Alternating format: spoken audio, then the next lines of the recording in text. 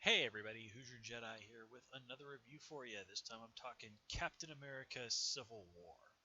So, what I'm going to do is I'm going to briefly just kind of give a real general review of the movie, and then we're going to get into some spoilery territory. So, as a whole, I really like this movie. In fact, I almost never go to see a movie more than once when it's in the theaters. I think I've done that exactly once in my entire life. Um, God, I can't even remember what movie it was for. Um, but in any case, I'm seriously considering going and seeing this movie again this weekend when I've got some more free time because it's really good. I remember while I was watching this movie saying to myself, "This is what I wish Age of Ultron had been." Not that Age of Ultron was a bad movie; it just didn't quite have that grandeur of that first Avengers movie. And which is really funny that at the same time, this isn't what some people feared, like a Captain America movie in name only. It's not an Avengers movie. It's a Captain America movie that has the Avengers in it as important characters, but at the end of the day, it's still a Captain America story, and it's a really good Captain America story. Now, it does take some very significant liberties from the source material, which is mostly, of course, the Civil War storyline and the death of Captain America. Spoiler: Captain America doesn't die in this movie. But I do like a lot of the changes that they make in this movie. It really does distill things down in a way that makes sense for the Marvel Cinematic Universe. And in terms of the storytelling and the acting, I mean, it's great. The special effects are great. I mean, there's some absolutely epic fights in there. I mean, I loved the fights in this movie. They were great. We're introduced to new characters like Black Panther and, of course, Spider-Man. And I am so totally hyped to see the Black Panther movie. Of course, I am down immensely for the new Spider-Man movie. And there's been a more of a call for Scarlett Johansson to get her own Black Widow movie, and I have a feeling this movie is going to do nothing but add fuel to that fire. And I say she's overdue for it. Black Widow's a great character. Um, so that with that said, uh, I don't really think there's a huge amount more that I could add. I mean, this is just a really good movie. It's one of the best Marvel movies so far. And it is absolutely positively worth seeing, probably worth seeing even more than once. So, with that said, I'm going to call spoiler free time to an end here. So, let's get to it with the spoilers stuff. So, 5, 4, 3, 2, 1. Okay, so let's kind of um, let's just do what we usually do and go through the characters one by one and kind of talk about what's going on with them, and then we'll talk about the plot as a whole in general. So, let's start. Let's start with sort of the smaller characters. I think nothing really huge to say about Martin Freeman's Everett Ross character. It's really here. He's really here in this movie just to sort of set him up as a character, and then he'll really kind of be out there to shine in the Black Panther movie. It's a little weird hearing Martin Freeman speak in the American accent, and then before the movie, of course, they had the Doctor Strange trailer where it's Benedict Cumberbatch doing an American accent. It's just like this is so weird. This isn't one of those instances where I know. I don't know. This is one of those instances where I'm introduced to the actor first playing an American character, and then I get to hear their British accent. This is a character where it's like I've heard these guys be British on TV for years, and now hearing them speaking an American accent sounds really weird. I mean, I watched quite a bit of House before I discovered that Hugh Laurie was actually British. When I heard him speak, I'm like, oh my god, I would never have guessed in a million years that guy wasn't from America. But then again, Hugh Laurie is an absolutely amazing actor, so. But anyway, I do. I am looking forward to seeing more of this character, just because Martin Freeman's a great actor and he's really good in pretty much everything he does. The only thing that I really didn't like about him is at the end, he's sort of taunting Helmut Zemo, and he's supposed to say he kind of makes a point like, "Yeah, you get let out of there twice a day for bathroom to use the bathroom." He's locked up in that cell, and I'm like, I'm pretty sure most people pee more than twice a day, and keeping him like literally chained to a chair, that is like an enormous human rights violation. Which is kind of funny because we see the super prism, the raft, which is also from the comics, and very cool, where they're ultimately keep the Avengers who are defeated locked up, and they're kind of kept in normal cells, except for the Scarlet Witch, who is kind of bound up in a straitjacket, and I don't think it moved. Like, okay, again, probably an enormous human rights violation, but all right. Let's see. Nothing really particular to say about Crossbones here in this episode, this movie. Just kind of fun. I'm glad that they kind of wrapped that up, and getting to see him mix it up with Captain America one last time, and really get into his head, into his head, and almost succeed in taking him out via suicide bomb. That was pretty cool. Um, Um. So yeah, I think that kind of covers the. Oh yeah. Sharon Carter. We do want to talk about her and what happened with Peggy Carter. I do think that this is sort of a nice way to sort of wrap up Peggy Carter's story, and especially since it comes so close after the end of season 2 of Agent Carter, and there's the real possibility that we might not get a season 3. But it is nice to know that Peggy wasn't forgotten, and that she continues to be somebody who Steve keeps very close to his heart. And then we have Sharon Carter, who's very more fleshed out here in this movie, and set up as somebody. I kind of hate to say the replacement, but somebody who can serve as a romantic interest for Steve. And I don't see anything wrong with that. I mean, they've done great stuff with Pepper Potts in the Iron Man movies, so I don't really see why they can't have a romance in the Captain America movies and not have it be good. And I'm definitely glad that they decided not to go that road with Black Widow. Still a little not so sure about that whole thing with her and Bruce Banner, but okay. And the really nice, cool thing here was Sharon actually got to use parts of one of Captain America's more famous speeches at her Aunt Peggy's funeral. It's the one where she talks about planting yourself down next to the river of truth, and that's an absolutely phenomenal Captain America speech. And I actually happen to have what he said in the comics right here, and it says he's actually talking to Spider-Man when he says this too, which makes it even better. He says, "Doesn't matter what the press says, doesn't matter what the politicians or mobs say, doesn't matter what the whole if the whole country decides that something wrong is something right. This nation was founded on one principle above all else: the requirement that we stand up for what we believe, no matter the odds or consequences. When the mob and the press and the whole world tell you to move, your job is to plant yourself like a tree beside the river of truth and tell the whole world, no, you move." And man, oh man, is that such a Captain America thing to say. I also have to say that I like that bit where Sharon and Steve kiss, and then Steve looks over, and despite all the craziness that's going on, Bucky and Sam are kind of giving him the like, "Yeah, dude," kind of look on their face. That was hilarious. Um, so let's just kind of run through the heroes on the various sides. And I guess we'll start on Cap's side. Nothing really huge to say about Hawkeye this movie. Um, you knew they were gonna bring him back, and I did like that they kind of changed things around so that his bow can actually become a staff. And remember, there is a martial arts weapon, a type of staff called a bow, which like Donatello from the Teenage Mutant Ninja Turtles used. So I mean that's kind of a nice bit, and he also kind of swung around some sticks at a moment. similar to how Mockingbird does. And remember, in the comics, it was Mockingbird that Hawkeye was married to.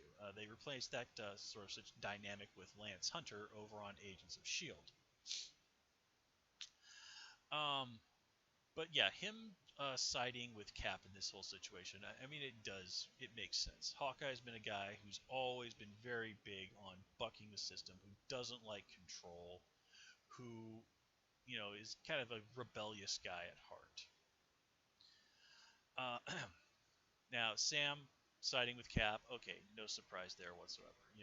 Sam is Cap's one of Cap's closest friends. They're very similar guys in a lot of ways. I mean, Sam Wilson got to take over the role of Captain America.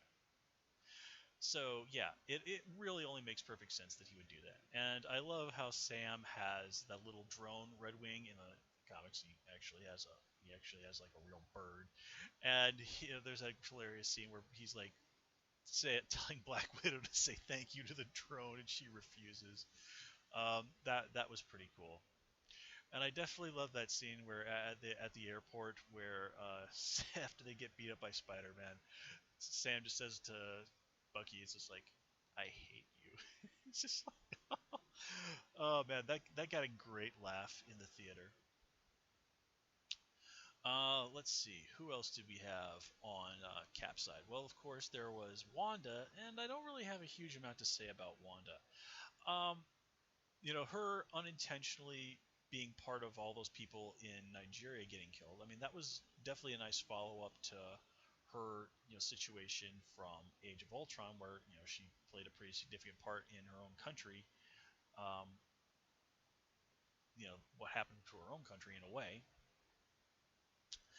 Um, and there was, they kind of did a little bit of hinting at the whole Scarlet Witch Vision thing, which I've never personally really cared for.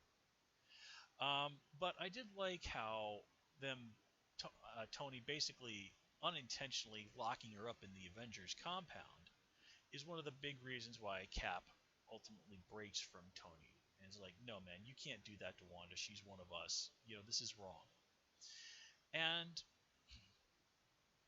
once she kind of jives to what's really happening, that Wanda's like, no, I'm not going to have any of this. Which it is kind of an interesting situation for her to be in. I mean, she's now even more feared than she was before. Trying to being part of the Avengers was a way to kind of make up for what had happened before, and now it's gotten even worse. I mean, they even say, does somebody like Wanda Maximoff have the right to just kind of go around the world and use her powers wherever she wants? Well, using her powers might be debatable, but why would she not have the freedom to travel? I mean, that's kind of something that's guaranteed by international law in most countries.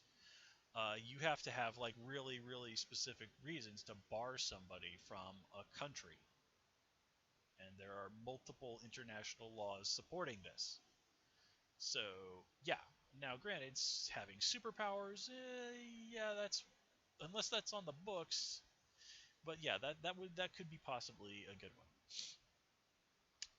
Let's see, what else? Who else was on? Oh yeah, of course we had Paul Rudd pop back up as Ant-Man. I was a little disappointed he didn't really have a huge amount going on besides just sort of being the comic relief character.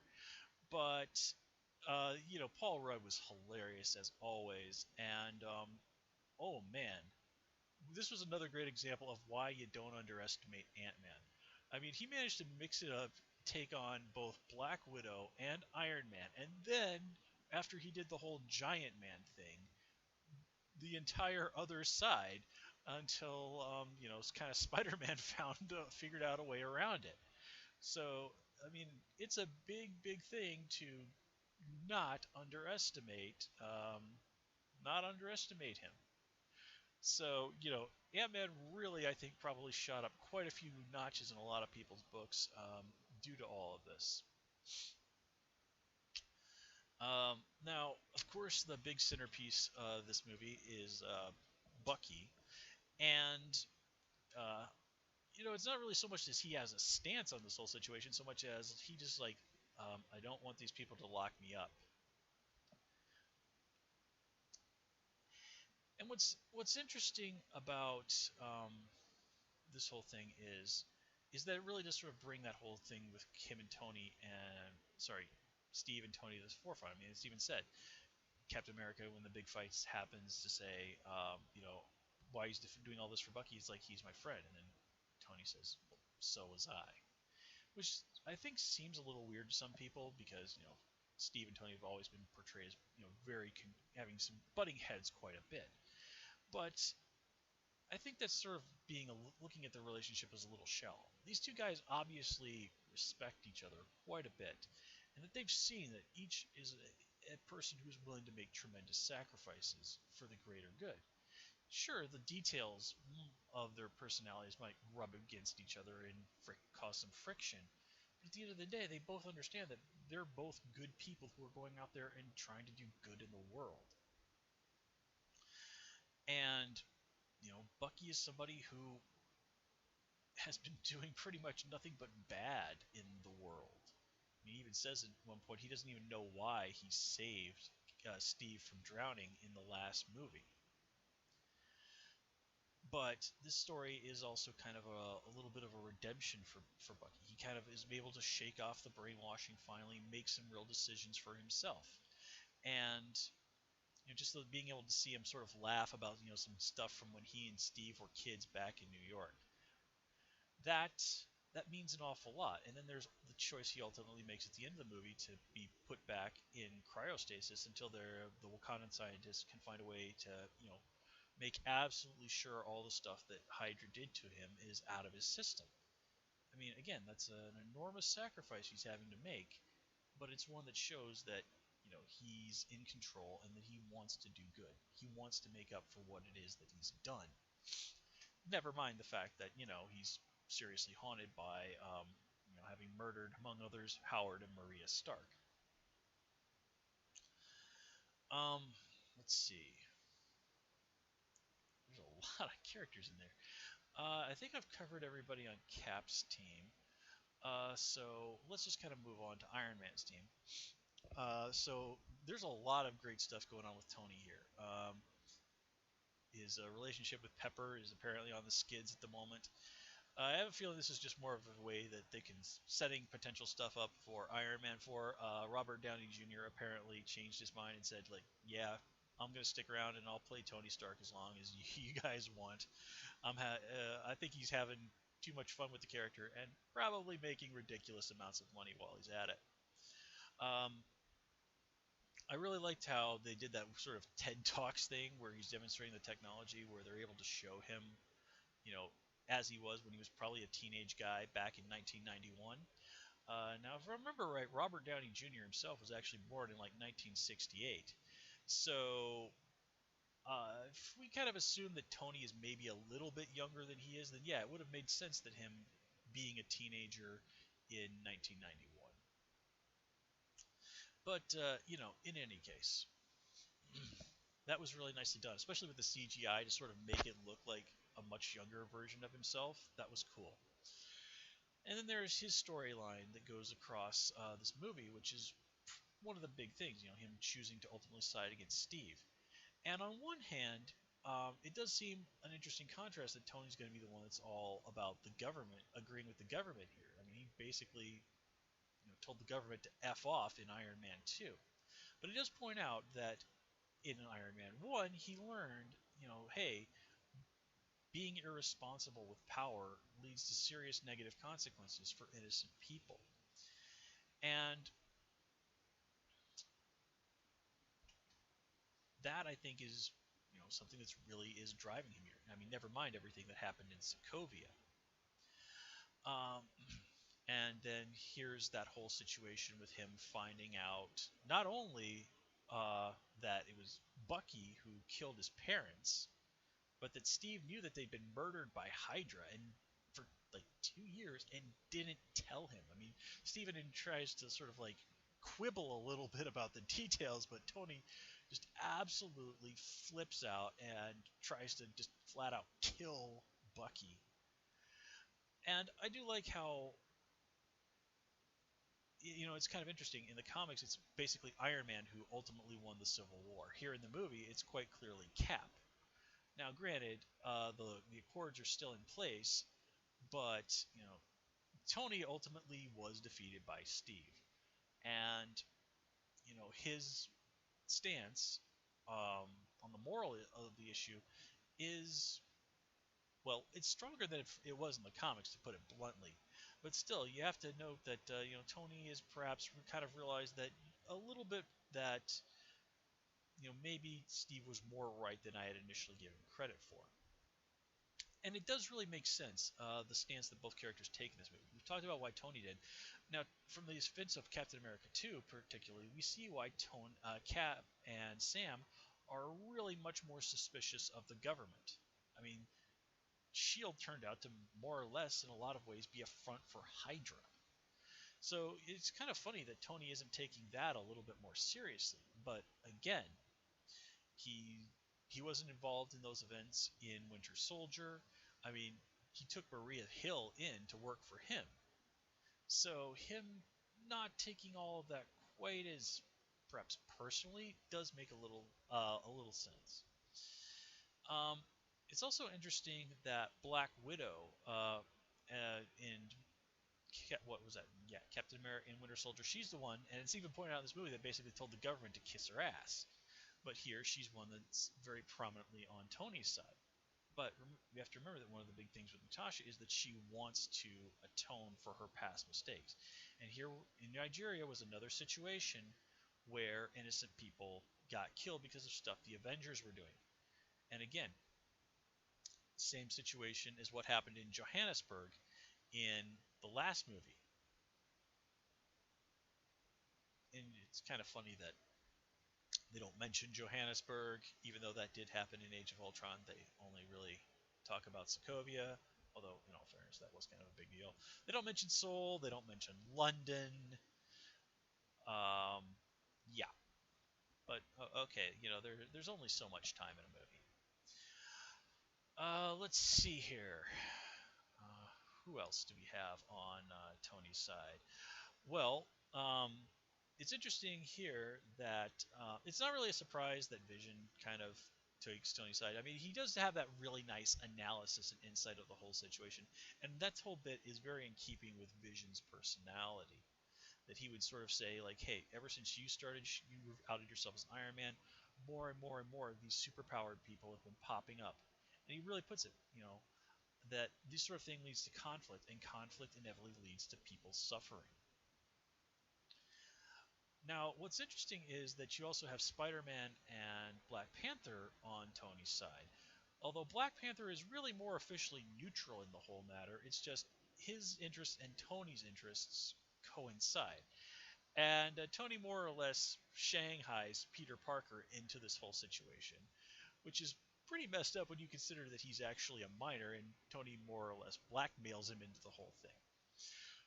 But who cares, man? This is Spider-Man is one of the absolute most awesome things in this movie.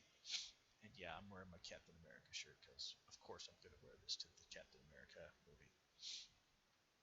Tom Holland is great. Kind of hilarious that they got Marissa Tomei as Aunt May.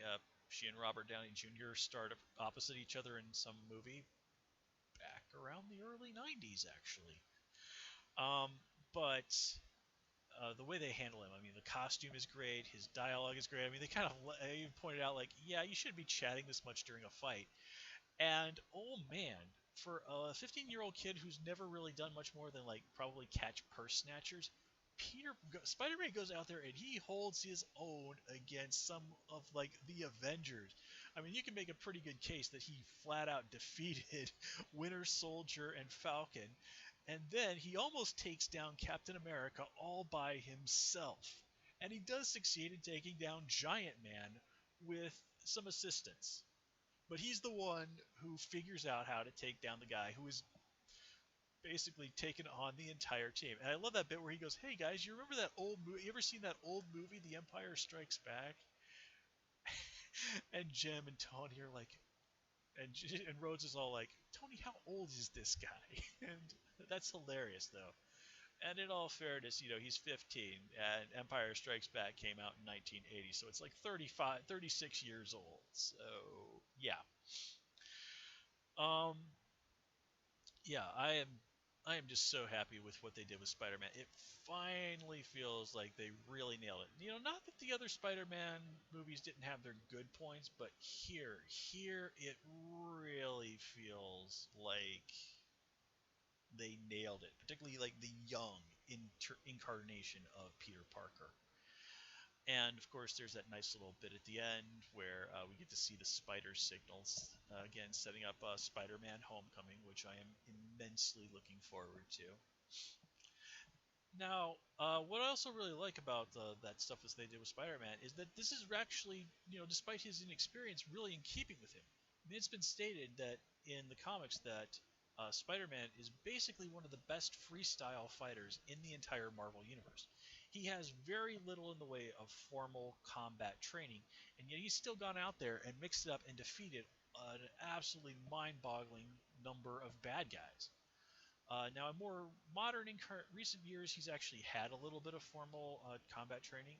He even worked with Shang-Chi, master of Kung Fu, to develop his own Spider Fu, as he referred to it. But still, Spider-Man is not a person to be underestimated as a combatant, as many villains have learned the hard way, and more than a few heroes have acknowledged. I mean, that is one of the things that, despite all his problems, among his fellow heroes, Spider-Man is regarded as being pretty badass, being annoying, but being a badass. Let's see, and then there's Black Panther. Now I am so down for the Black Panther movie. I was looking forward to it before, but now having actually got to see the actor, seeing him go out there and strut his stuff, oh man, this is gonna be great. This is gonna be such a cool movie. I mean, Black Panther is a great character. I mean, I've read some really good stuff with Black Panther. I particularly like the old Christopher Priest run on the character. Some of the more modern incarnations where, okay, let me put it this way: there are characters out there in fiction where one of the things that you like about them is that they always succeed. They're always able to pull off something really badass and unexpected. And Black Panther is often one of those sort of characters. But if you want to do that with a character, any character, you have to walk a really fine line.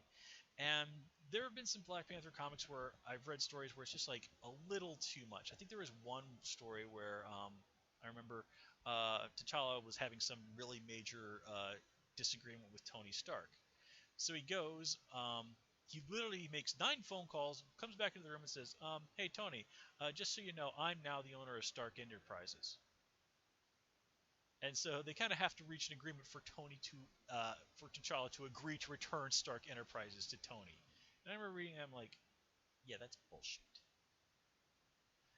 And there was also kind of a thing that when it was written, the story was really controversial, where they sort of, I think this was Reginald Hudlin wrote the story, where it was mentioned that Wakandan science had cured cancer. And this went over rather poorly with fans who kind of pointed out, if Wakanda has the cure for cancer, they are total bastards for not sharing that with the rest of the world. And it even elaborated in the story that Wakanda had this cure for quite some time, which means that they had the potential to save the life of Marvel, the original Captain Marvel, and chose not to. And if you've actually read that story, which I have, I mean, they even went to like tried to find a cure for Captain Marvel. They like tried magic, they tried alien science. I mean, it was even explicitly stated like the Skrulls had not found the cure for cancer. But here the Wakandans had it and didn't chose not to only to not use it to save the life of a great and widely respected hero in the Marvel universe. They're also letting millions of people all over the world suffer and die from cancer. And I was one of those people who just read that and was like, okay, this is total effing bullshit. There is no moral, and they kind of sort of tried to say like, yeah, Wakanda is a country that's had people many many times over the years try and invade and conquer them, and as a result, they're very xenophobic. Okay, that makes sense, But how xenophobic do you have to be to keep the cure for cancer to yourself? Now, in more modern times, the idea that Wakandan people are rather xenophobic has been played up. Here in the movie, it's just stated that Wakanda is a very isolationist country, and that guilt over their resources, the vibranium, having a role in Sokovia's destruction, has made them sort of decide, okay, that was in a way that was kind of on us. So we need to start making that up to the world. And of course, having a bunch of their people get killed in Nigeria, yeah, the Wakandans have every right in the world to be seriously pissed, particularly at Scarlet Witch. But nonetheless, that, as I said, that particular idea really went over poorly with the fans. But the writers have tried to, kind of make a silk purse out of a sow's ear in more recent years by sort of incorporating that as a storytelling method element. For example, there was a Wakandan mutant who became part of the X-Men, and one of the things was, one, it was sort of explained that T'Challa himself had tried very hard to advocate for acceptance and tolerance of mutants in his country, but despite his best efforts, that hadn't gone as well as he'd hoped. And I can't, Nizono, I think, or something was the name of the mutant. It was revealed ultimately that he was had a Wakandan mother and a Russian father, and he had been studying in America for a while, and he goes back to Wakanda, and he hasn't seen his mother in several years. He sees her, and she's got another kid, like a brother he never even knew he had, and he's like, hey, mom, what's up with this? I mean, why did you not tell me that you got remarried? Why didn't you tell me I had a brother? And she just started like, I don't know who you are. Get away from me. Get away from me. I don't know you. And ultimately, he has just had to. It's kind of explained that in Wakanda, it's considered really unacceptable to be like half Wakandan, and this was something he'd had to deal with, growing up. So apparently, while he was gone, his mother decided to just sort of wash her hands of him. So to me, this sets up Wakanda potentially to be an extraordinarily fascinating place. I can't wait to see the country in the movie. If you've seen like the depictions of Wakanda and their major city in the comics, it's really cool. We even kind of get to see in this movie this gigantic panther statue that they have. It looks a little bit different in the comics, but again, it's one of the most iconic things about Wakanda. And oh man, Black Panther movie, gonna be awesome. I can't wait to see that. So let's see, what else? I think we've covered our major heroes. So let's kind of talk briefly about Zemo. And of course, this is the cinematic universe's version of Baron Zemo, who's one of my longtime favorite Marvel villains. Really been a big fan of the character ever since the old Kurt Busiek, Mark Bagley Thunderbolts comics back in the 90s, which were great stuff. Now I understand why they kind of didn't go with his costume and a lot of details from his origin. Particularly the fact that in the comics, Baron Zemo was like a literal Nazi. Here, it's just sort of reimagined as a Sokovian, Black Ops Death Squad kind of guy. They do have a vague mention of his father, who was the original Baron Zemo. Him having a wife and a kid. Yeah, he did. He did have a wife, if I remember right, in the comics. I think she became like the Scarlet Hood or something like that. I don't remember. But whatever. Um, Here, they really take the idea of Zemo as somebody who's very smart, very manipulative, um, and that's what they choose to run with the character, and I'm okay with that. Zemo is